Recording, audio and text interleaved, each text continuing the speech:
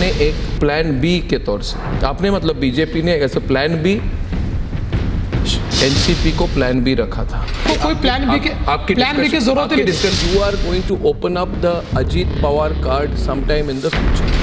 हमारी बातचीत होती है। डिस्कशंस हुई थी कि नहीं पवार के साथ? नहीं। शरद पवार नहीं। याद करिए, होगा जरूर नहीं। होगा। आप डिनाई कर रहे हैं। नो, शरद पवार जी के साथ कोई डिस्कशन नहीं हुआ।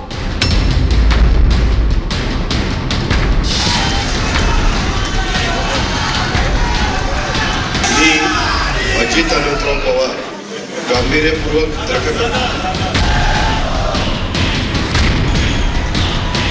रविवार को महाराष्ट्र की सियासत में सबसे बड़ा तूफान आया, जिसका संकेत सूबे के उप मुख्यमंत्री देवेंद्र फडणवीस ने हमारे editor in chief Arnab Goswami को दिए इंटरव्यू में किया था। वो आज हो ही गया। यूं कहें कि बुधवार को फडणवीस ने जिसका इशारा किया, रविवार को सियासी नजारा पूरी तरह बदल गया। महाराष्ट्र की सबसे नई सियासी तस्वीर अब आपके सामने है। ये पहली बार नहीं जब देवेंद्र फडणवीस, सीएम एकनाथ शिंदे और अजित पवार तीनों एक साथ हैं।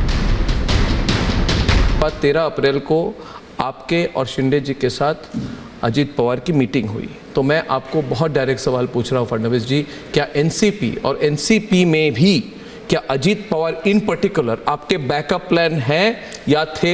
हमारा बैकअप प्लान कोई हमने तैयार नहीं किया था, क्योंकि हमको बैकअप प्लान की आवश्यकता ही नहीं थी।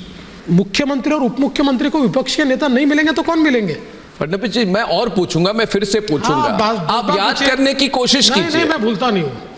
अगर मैं भूलता तो ये सरकार नहीं बनती।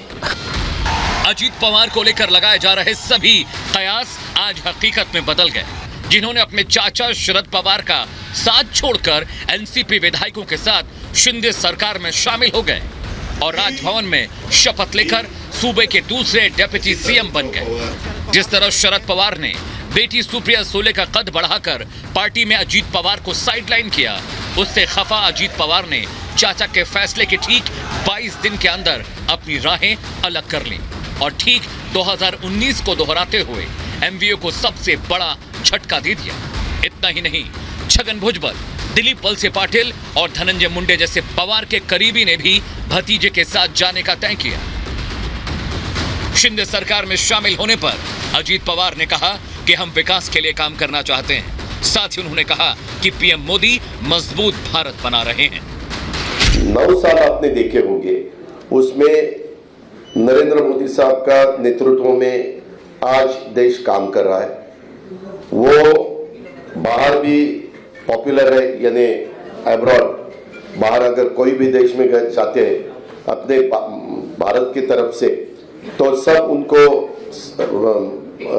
सपोर्ट देते हैं। अजित पवार के साथ आने पर सीएम एकनाथ शिंदे ने कहा कि महाराष्ट्र को ट्रिपल इंजन की सरकार मिलेगी।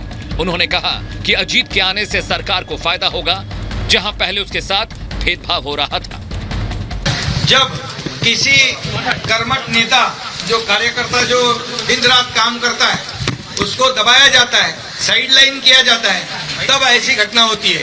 डबल इंजन वाला सरकार मोदी जी के नेतृत्व में चल रहा था, इसको अभी ट्रिपल इंजन मिल गया है। ये पूरे ट्रेन की गति से भागेगा। वहीं 2024 के लोकसभा चुनाव पर एकनाथ शिंदे ने साफ कर दिया कि अगले साल देश में फिर मोदी सरकार बनेगी। तो वहीं भतीजे अजित पवार का साथ छोड़ने पर शरद पवार ने कहा, असली एनसीपी अजित के साथ नहीं गई और जो हुआ उसमें मेरी सहमति नहीं है। विपक्षी नेताओं ने मुझे फोन कर समर्थन किया और मैं जनता के बीच जाऊंगा। रविवार के दिन महाराष्ट्र की राजनीति में आए इस तहलके ने एमवीए को तितर बितर कर दिया। तो वहीं विपक्षी एकता पर भी बड़ा प्रश्न चिन्ह खड़ा कर दिया। सवाल यह है कि अजित पवार के इस कदम के बाद शरद पवार अब क्या करेंगे? पहले उद्धव सेना में टूट, अब एनसीपी में अजित को साइडलाइन के बाद आज के अंजाम से परिवारवादी पार्टियां कुछ सीखेंगी? और क्या महाराष्ट्र की आज की नई तस्वीर 2024 को भी दिशा देगी? पूछता है भारत।